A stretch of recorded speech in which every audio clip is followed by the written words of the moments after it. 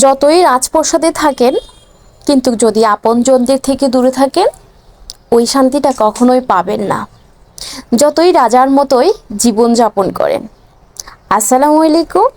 কি অবস্থা বন্ধুরা? আজকে চলে যাচ্ছি আমার আপুর বাসায়।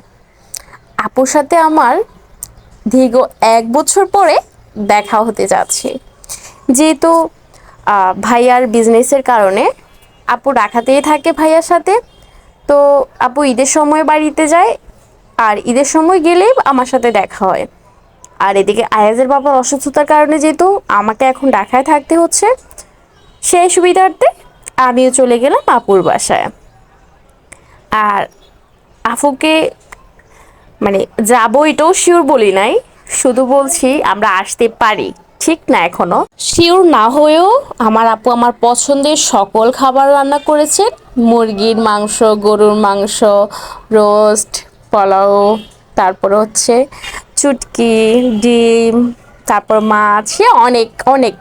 তো আসলে 1 বছর পরে আমি আমার ভালোবাসার মানুষগুলোর সাথে বসে ভাত খাবো, এটা আমার কাছে অনেক অনেক বেশি খুশির বিষয়। আমি জানি এরকম সবার, কারণ হচ্ছে যতই রাজপ্রাসাদে থাকে বা যতই ভালো থাকে, কিন্তু আপনজনদের সাথে যদি মাটিতে বসেও একবেলা ভাত খেতে পারি, একটু সময় কাটাতে পারি, এর থেকে খুশি আর কিছু হতে পারে আমার মনে হয় না। তো আমি অনেক বেশি এক্সাইটেড, আপুকে বলছি, আপু আমাকে দেখে অনেক বেশি খুশি আর বারবার বলছে তো আমাকে একটা বড় কল দিয়ে আসতে পারতি, তো আরও কিছু আয়োজন করতে পারতাম। আমি বলছি না আপু দরকার নাই। তা আপু বলছে ডাইনিংয়ে বসো। আমি বলছি না, ডাইনিংয়ে বসার দরকার নাই আপু, তুমি আমাকে এখানে দেয়, এখানে সবাই মিলে বসে খাবো। তো এখানেই বসে গেলাম। খাওয়া দাওয়ার শেষে এবার ভাগ্নিকে নিয়ে একটু ঘোরাঘুরি করলাম।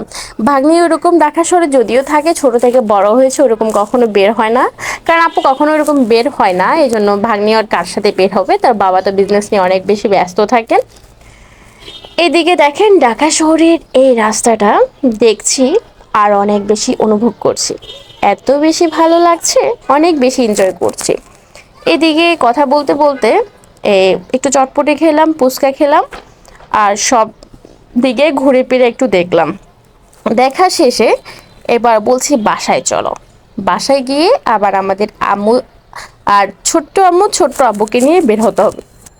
তো যে কথা সেই কাজ, ওদেরকে নিয়ে বের হলাম। আবার সে ফুচকা চটপটে। আমার জামাই আমারে কত কথা বলে যে তুমি এই ফুচকা খেয়েও না, এটা অনেক বেশি খারাপ, ভালো না, তারপরেও আমাকে খেতেই হবে। যাই হোক, আসলে আমি আজকে অনেক বেশি খুশি।